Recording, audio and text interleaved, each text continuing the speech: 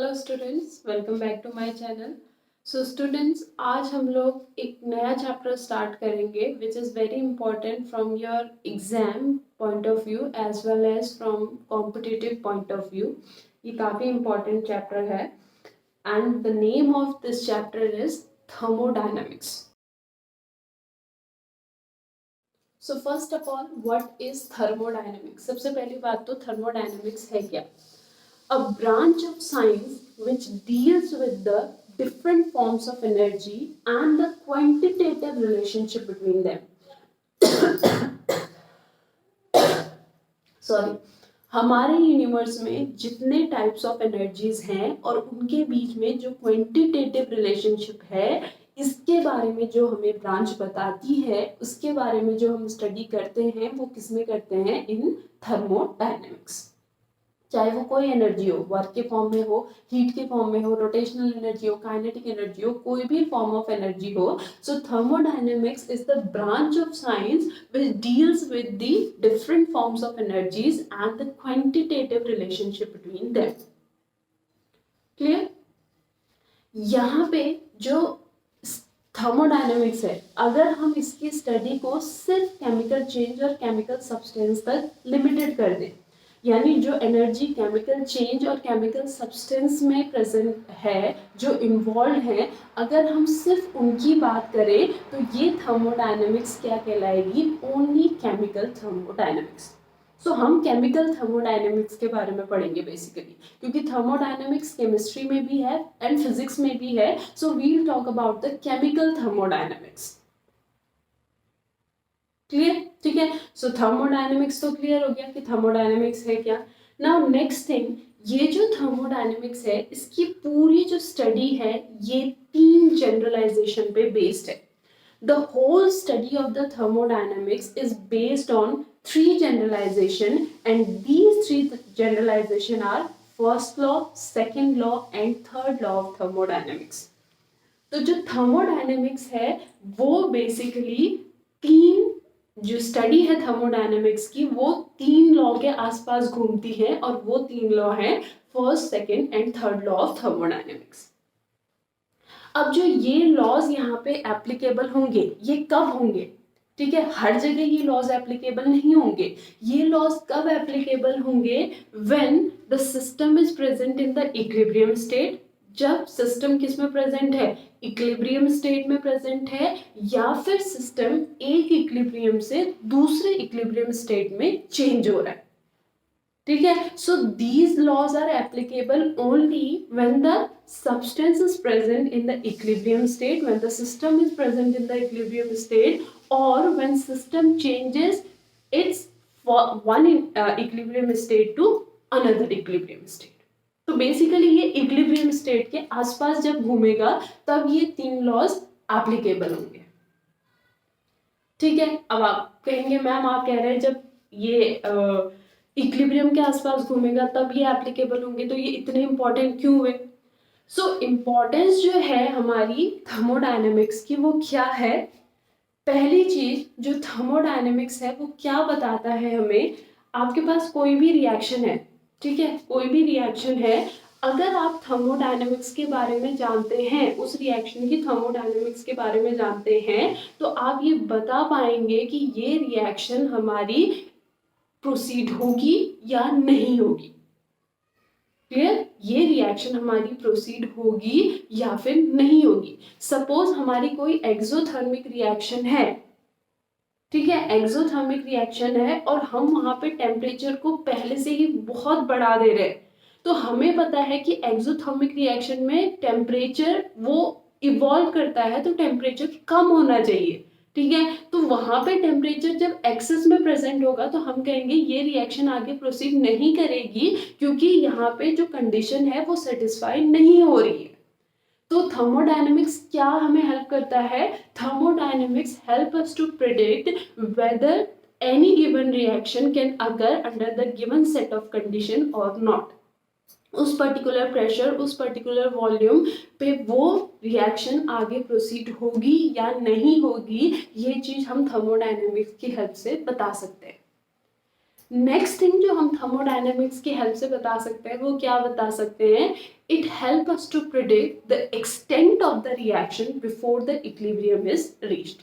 Equilibrium के पहुंचने से पहले ही हम ये पता लगा सकते हैं थर्मोडायनेमिक की हेल्प से कि रिएक्शन कितनी होगी, एक्सटेंट ऑफ रिएक्शन कितनी होगी रिएक्शन, ये हम इक्विलिब्रियम के पहुंचने से पहले थर्मोडायनेमिक की हेल्प से बता सकते हैं। ये तो इसकी इंपॉर्टेंस है। अब ऐसा तो नेचर में कोई भी चीज नहीं है जिसमें फ्लॉज ना हो, तो थर्मोडायनेमिक्स में भी कुछ फ्लॉज हैं। तो थर्मोडायनेमिक्स का क्या फ्लॉज है, हमने कहा कि ये तो बता देता है कि reaction under given set of condition होगी या नहीं होगी, ठीक है, but it does not tell about the mechanism by which the reaction takes place। ये वो मैकेनिज्म नहीं बता पाता है कि किस मैकेनिज्म से ये रिएक्शन होगी। ये तो बता देगा कि रिएक्शन होगी, लेकिन किस मैकेनिज्म से होगी, कैसे होगी, ये चीज नहीं बता पाती है। सेकेंड थिंग, थर्मोडायनेमिक्स आपका जो है वो नहीं बता पाता कि जो रिएक्शन है वो किस रेट से होगी, ठीक है, फास्ट होगी, स्लो होगी, मॉडरेट होगी, 5 मिनट में होगी, 1 साल में होगी, 1 महीने में होगी, ये चीज थर्मोडायनेमिक्स नहीं बता पाता। ये तो बता देगा कि रिएक्शन होगी, लेकिन कैसे होगी, कितने टाइम पीरियड में होगी, ये चीज थर्मोडायनेमिक्स नहीं बता पाता। नेक्स्ट थिंग जो थर्मोडायनेमिक्स डील करता है वो डील करता है बल्क के साथ, यानी जो बल्क वाली प्रॉपर्टीज होती हैं उसके साथ डील करता है। इंडिविजुअल एटम और मॉलिक्यूल से इसको कोई मतलब नहीं है, यानी thermodynamics does not deal with the individual atoms और molecules, it means it does not deal with the microscopic properties of the system. जो माइक्रोस्कोपिक प्रॉपर्टीज है उसके साथ इसको कोई मतलब नहीं है, इसको मतलब है मैक्रोस्कोपिक प्रॉपर्टीज के साथ। तो ये तो हो गए हमारे थर्मोडायनेमिक्स के कुछ पॉइंट्स। आप नोट्स की चिंता मत कीजिए, आपको डिस्क्रिप्शन बॉक्स में जो भी मैंने बोला है उसके नोट्स अवेलेबल होंगे, आप सिर्फ समझने की कोशिश कीजिए, ओके। अब थर्मोडायनेमिक्स में कुछ टर्म्स यूज होते हैं जिन टर्म्स को समझना बहुत बहुत बहुत जरूरी है, ठीक है। सो फर्स्ट टर्म जो यहाँ पे हम पढ़ेंगे that is system and surrounding,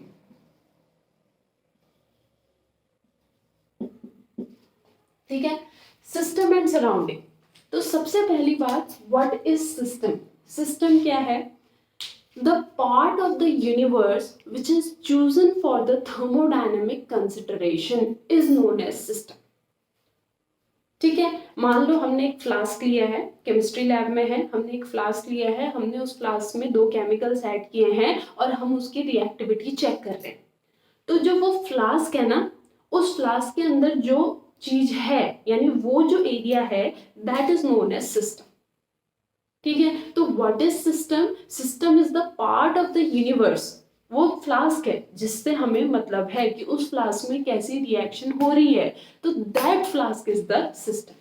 So the part of the universe which is chosen for the thermodynamic consideration that is known as system। thermodynamic consideration मतलब क्या है, to study the effect of the pressure, temperature, volume, density, इन सब का effect, इनमें से किसी का effect भी चेक करना,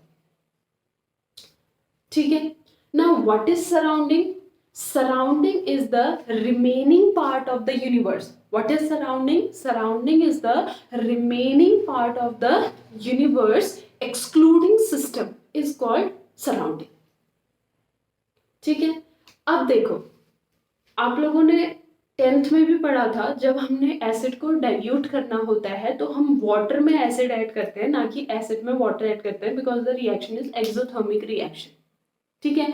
अब मान लो मैंने क्या किया, एसिड लिया और मैंने एसिड में वाटर ऐड कर दिया, तो क्या होगा, एक्सोथर्मिक रिएक्शन होगी, हीट बहुत ज्यादा इवॉल्व होगी, तो एसिड बाहर को आएगा, ठीक है, बाहर को आएगा।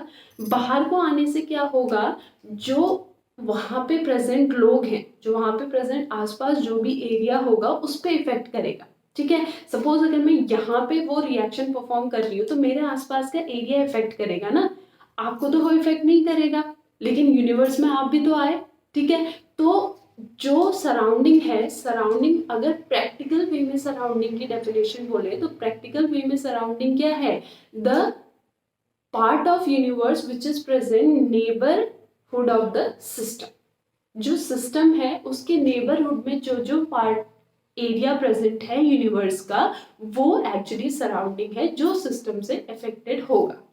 वैसे अगर आपको सिंपल डेफिनेशन बोलनी है तो वो क्या है? The excluding part of the universe, the remaining part of the universe excluding system is called surrounding. लेकिन प्रैक्टिकल वे से वो क्या होगा? जो सिस्टम का नेबरहुड एरिया है वो मेरा क्या होगा? Surrounding.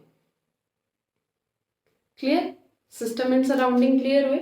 Now we have 3 type of system.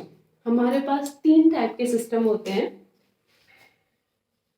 Open system, closed system and isolated system. Now what is open system?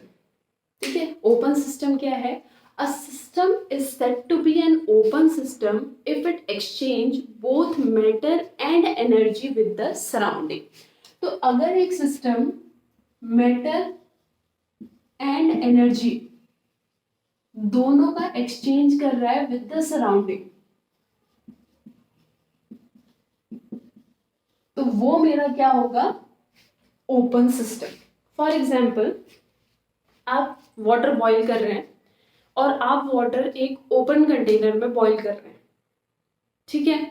आप भूल गए, ठीक है, आप भूल गए कि आपने वाटर बॉईल करने रखा था। आफ्टर सम टाइम क्या होगा? आपका जो वाटर की क्वांटिटी है वो तो कम होगी, यानी उस सिस्टम ने क्या किया? मैटर को तो सराउंडिंग में भेजा ही भेजा, लेकिन उस जो जिस फ्लास्क में, जिस कंटेनर में पानी गर्म हो रहा है उसके आसपास वाली एयर भी क्या होगी? गर्म होगी। क्यों? क्योंकि मैटर के एक्सचेंज के साथ साथ वहां पे क्या एक्सचेंज हुआ है? एनर्जी भी एक्सचेंज हुआ है। सो ओपन सिस्टम क्या है? Open system is a system which exchange both matter and energy with the surrounding. Close system क्या होगा? Close system is a system which exchange only energy with the surrounding. जो सिर्फ क्या exchange करेगा? Energy exchange करेगा with the surrounding, वो मेरा क्या होगा? Closed vessel. ठीक है, वही जो वाटर आपने बॉईल किया था, अगर आप उस वाटर को एक क्लोज फ्लास्क में बॉईल करेंगे तो क्या होगा? पानी जितना था उतना ही रहेगा, लेकिन उसके आसपास का जो एरिया है वो अभी भी गर्म होगा, उसके आसपास की जो एयर है वो अभी भी गर्म होगी, क्योंकि एनर्जी ट्रांसफर हुई है, एनर्जी का ट्रांसफरेंस हुआ है। Clear? Third is isolated system. Isolated system क्या होगा? A system which neither exchange matter nor exchange energy with the surrounding. ना ही वो मैटर चेंज करेगा, ना ही एनर्जी एक्सचेंज करेगा सराउंडिंग के साथ। सपोज जो वाटर आपने बॉईल किया, आप उसको एक थर्मोफ्लास्क में डाल देते हैं, तो थर्मोफ्लास्क की जो वॉल है वहां पे वो किसकी तरह एक्ट करेगी? As an isolated system. वो ना ही मैटर और एनर्जी को अंदर जाने देगी, ना ही मैटर और एनर्जी को बाहर से अंदर आने देगी। तो वहां पे वो सिस्टम हमारा क्या होगा? Isolated system. सो हमारे पास 3 सिस्टम हो गए, open system, close system and isolated system. Open system exchange matter and energy, close system exchange only energy, whereas isolated system neither exchange matter nor exchange energy. Clear? Next is, third one is state of the system and state variables. So what is state of the system? State of the system क्या है? So actually state of the system is the condition of the system. State of the system is the condition of the system which can be described in terms of certain observable quantities like pressure, volume, temperature, surface tension, aqueous tension, etc. ठीक है? State of matter, state of the system क्या है? जैसे मैंने आपको open system का example दिया था ना, आपने क्या किया? आपने सपोज पानी बॉईल करने के लिए रखा, ठीक है। पानी बॉईल करने के लिए रखा तो आपको पता है कि जो आपने फ्लास्क में वाटर लिया है उस वो सपोज 1 लीटर है तो वॉल्यूम क्या हो गया 1 लीटर। ठीक है। आफ्टर सम टाइम आपने देखा कि वॉल्यूम क्या हो गया वहां पे 700 ml। तो आपको पता चल गया है ना स्टेट ऑफ द सिस्टम, पहले वो 1 लीटर था अब वो 700 ml है, यानी ऑब्जर्वेबल क्वांटिटी है। ठीक है। पहले उसका टेम्परेचर 33 केल्विन था अब उसका टेम्परेचर 67 केल्विन हो गया है, ये 100 केल्विन हो गया। क्लियर। यानी state of the system actually क्या है, जो सिस्टम हम देख रहे हैं उस सिस्टम की कंडीशन जिसको हम किस में चेक करते हैं, इन सर्टेन ऑब्जर्वेबल क्वांटिटीज। ठीक है। So state of a system is the condition of the system which can be described in terms of certain observable quantities. Clear? And if any of these quantities changes, then the state of the system changes. ठीक है। पहले volume 1 litre था अब volume 700 ml हो गया है, तो क्या दोनों में जो सिस्टम की कंडीशन है वो सेम है? नहीं ना। तो वॉल्यूम जब 1 लीटर से 700 ml हुआ तो स्टेट ऑफ द सिस्टम भी क्या हो गया, चेंज हो गया। सो if any of the property, if any of the observable properties changes, then the state of the system also changes. That's why these properties are known as state variables. यानी state को change करने के लिए जो responsible है properties, those are known as state variables. So state of the system क्या है, state of the system is the condition of the system which can be observed in certain measurable quantities and those measurable quantities are known as state variables। क्योंकि इनमें से अगर कोई भी quantity change होगी तो state of the system change होगा। Clear. अब मैंने कहा पहले मेरे पास 1 लीटर वॉल्यूम था अब मेरे पास 700 ml वॉल्यूम है। ठीक है। वो 1 लीटर वॉल्यूम 700 ml में कैसे चेंज हुआ इससे मुझे कोई फर्क नहीं पड़ रहा है अकॉर्डिंग टू द थर्मोडायनेमिक्स। ठीक है। मान लो आपने क्या किया, उस 1 लीटर वॉल्यूम को बॉइलिंग पे रखा जिससे वो 700 में कन्वर्ट हो गया। मैंने क्या किया, बॉइलिंग में नहीं रखा, मैंने उससे 300 ml फेंक दिया तो अभी भी वो 700 ml है। ठीक है। 700 ml है ना, यानी आपका जो सिस्टम था वो 1 लीटर से 700 ml में आया है और मेरा सिस्टम भी 1 लीटर से 700 ml में आया है। कैसे आया है, थर्मोडायनेमिक्स को इससे कोई मतलब नहीं है। ठीक है। लेकिन वॉल्यूम के चेंज होने से state of the system change हो गया तो वॉल्यूम यहाँ पे क्या हो गया, स्टेट वेरिएबल। और यहाँ पे जो पहली स्टेट थी जहाँ पे 1 लीटर ऑफ वाटर था उसे मैं कहूंगी माई इनिशियल स्टेट, और जहाँ पे 700 ml आ गया उसे मैं क्या कहूंगी, final state. So first state of the system is known as initial state and the last state of the system is known as final state. Next is state function.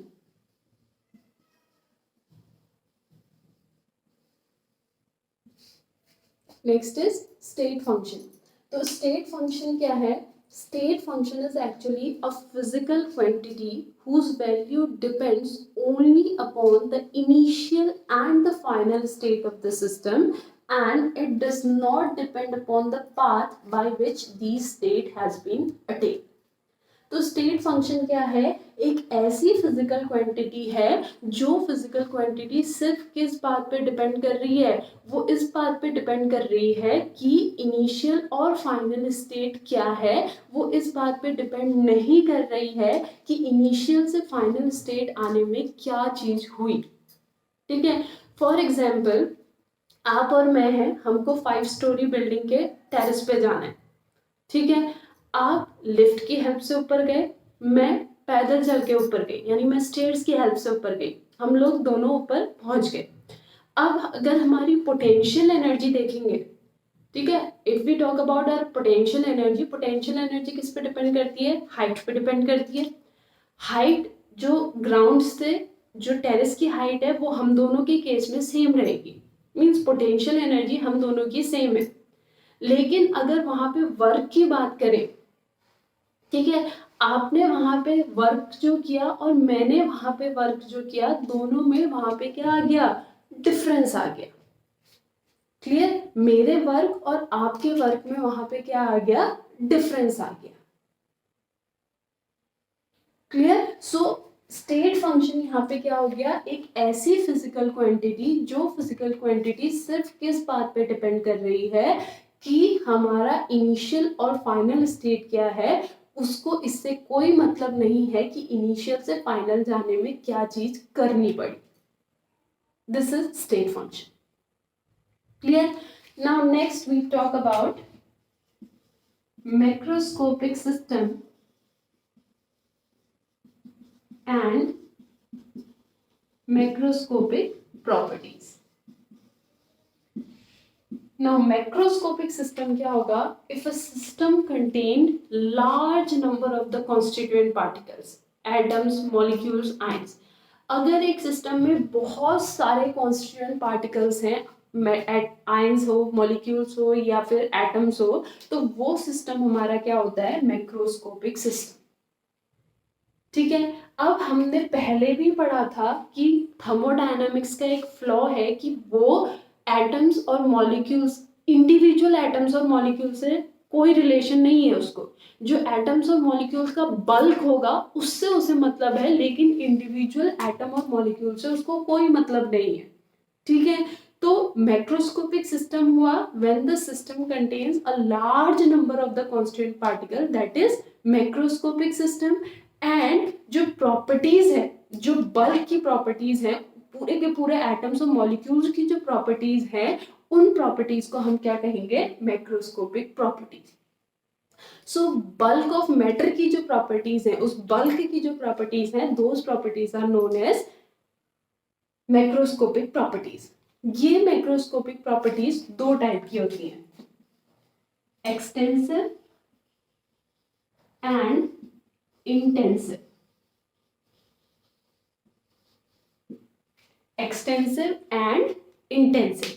Now what is extensive property? Extensive properties क्या होती हैं? Extensive properties are those properties which depends upon the quantity of the substance present in the system. ठीक है, जो किस बात पे depend करती है, क्वांटिटी पे डिपेंड करती है। For example weight. ठीक है, सपोज आपके पास क्या है, क्रिकेट बॉल्स हैं। ठीक है, सपोज क्रिकेट बॉल 10 बॉल है, आपने उसको एक कंटेनर में रखा, उसका एक वेट होगा। ठीक है, अब मैंने आपको 20 और दे दी, आपके पास 30 क्रिकेट बॉल्स हो गई, आपने 30 क्रिकेट बॉल्स को उस कंटेनर में रखा, क्या अभी भी उस कंटेनर का वेट उतना ही होगा? नहीं ना, 10 बॉल्स थी तो वेट कम था, 30 बॉल हो गई तो वेट बढ़ गया। यानी जो वेट है वो क्या हो गई, मेरी एक्सटेंसिव प्रॉपर्टी, जो कि किस पे डिपेंड कर रही है, बॉल की क्वांटिटी पे डिपेंड कर रही है। Clear, next is my intensive property. ठीक है, intensive properties are the properties which depends on the nature of the system. ठीक है, for example you have a copper wire, आपके पास एक कॉपर वायर है, हमें पता है कॉपर वायर हमारा इलेक्ट्रिसिटी कंडक्ट करता है। ठीक है, अब मान लो मेरे पास इतना कॉपर वायर है, जितना इसकी लेंथ है। ठीक है, और आपके पास सपोज इतना कॉपर वायर है। ठीक है, क्या आपके कॉपर वायर में इलेक्ट्रिकल कंडक्टिविटी ज्यादा होगी, क्या मेरे कॉपर वायर में इलेक्ट्रिकल कंडक्टिविटी कम होगी? नहीं ना, इलेक्ट्रिकल कंडक्टिविटी उतनी ही रहेगी जितनी है। क्यों? क्योंकि दोनों वायर कॉपर के बने हैं, तो कॉपर की इलेक्ट्रिकल, जो कॉपर का नेचर है उसकी वजह से कंडक्टिविटी है, ना कि कॉपर की लेंथ की वजह से। ठीक है, तो कंडक्टिविटी वहां पे क्या हो गया, intensive property. So extensive property is the property which depends upon the quantity of the substance, whereas intensive property is the property which depends upon the nature of the substance.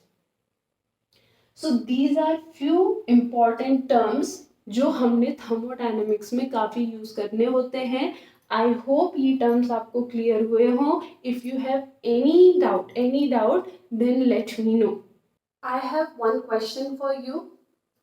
यहाँ पे कुछ physical quantities मैंने लिखी हैं, आपने इस physical quantities को बताना है कि whether these quantities are extensive और इंटेंसिव। ये जो क्वांटिटीज हैं ये एक्सटेंसिव है, इनमें से कौन कौन सी एक्सटेंसिव है और कौन कौन सी इंटेंसिव है। I will wait for your answer in the comment section. Thank you so much.